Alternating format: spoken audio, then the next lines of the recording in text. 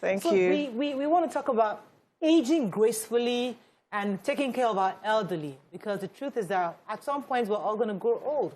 And it's not just about us, it's about our parents and our loved ones. So let me first of all ask you, what do you do as a geriatrician? I've never really heard that term before. I'd like to know what exactly you do and how do you help people to live better lives? Okay. So first of all, a geriatrician is a physician that is trained in looking after elderly people. Okay. I trained in the UK because here in Nigeria, when I was here as a medical student, I left after my house jobs. There was no geriatric medicine. Okay.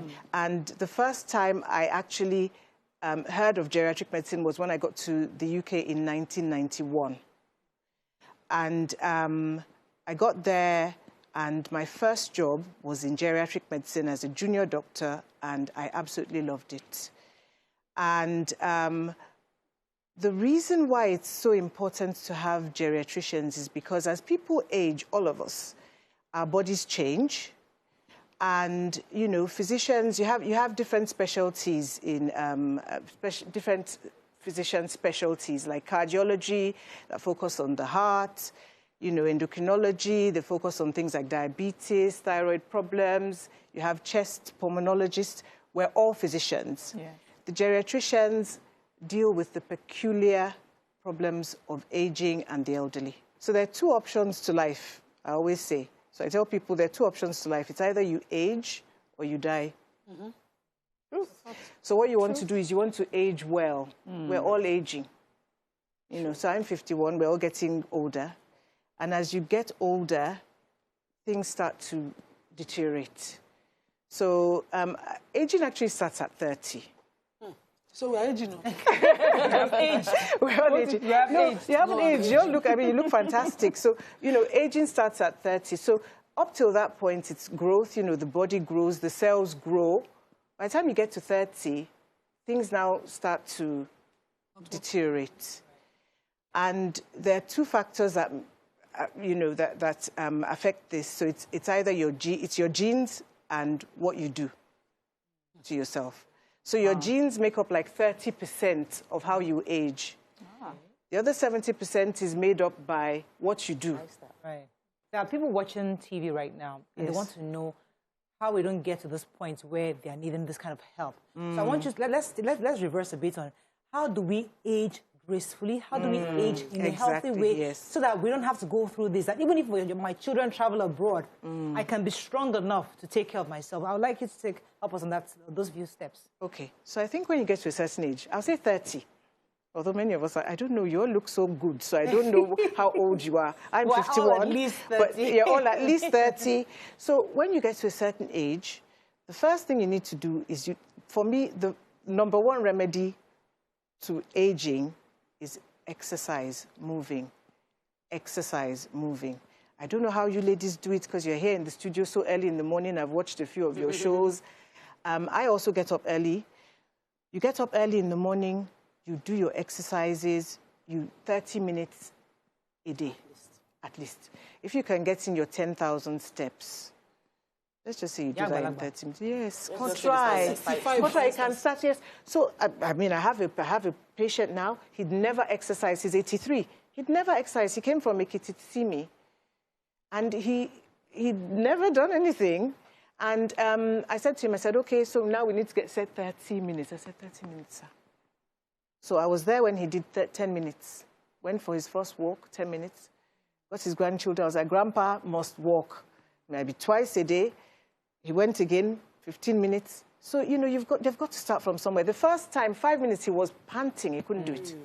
So it's never too late, you're saying? It's never too... 83. Okay, so there are lots of food that they usually say, take off your menu. And many people watching always try to guess which is right or which is wrong. So which would you say take off? Sugar. Like refined sugar? Any sugar. There's only they like soft drinks. Sugar. Sugar out. Okay? Sugar out. What about beef? Sugar is your number one anti-aging, so your number one aging agent. Oh, wow. Number one. I say that, but I still have a tiny bit of sugar because it's tough. It's quite tough. Because we grew up with sugar. Yeah. We grew up with sugar. When you say sugar, like, I know the added sugar, but other the added sugar and any other kind of sugar, as much sugar. No, that's natural. That's fruits. Okay. You're supposed to have your fruit and veg. Yeah, right. But, you know, adding sugar, sugary drinks, even orange juice, all those extra sugars. Fresh. Yes. I believe in having everything in moderation, everything, seriously. I wouldn't say cut out meat. I wouldn't say cut out, you know, oil. Maybe palm oil. You can indulge once in a month or something. Palm oil is healthier than regular. That's what I was taught until we now found that it actually clogs the arteries. I know.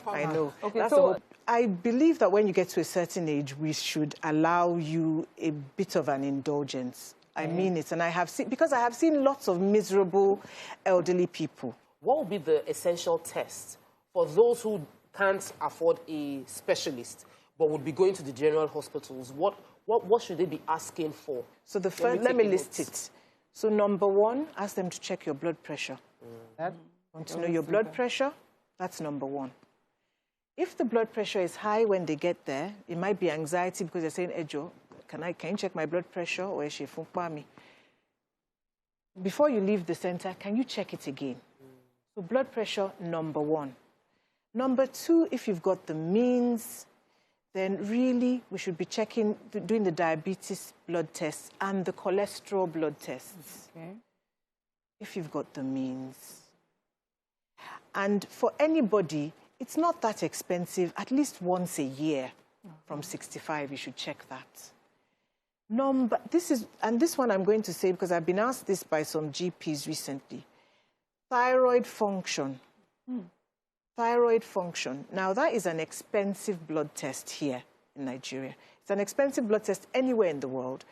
But I believe that it is one of the most essential blood tests that everybody should check at least once in 2 to 3 years from age 65 is your thyroid blood test.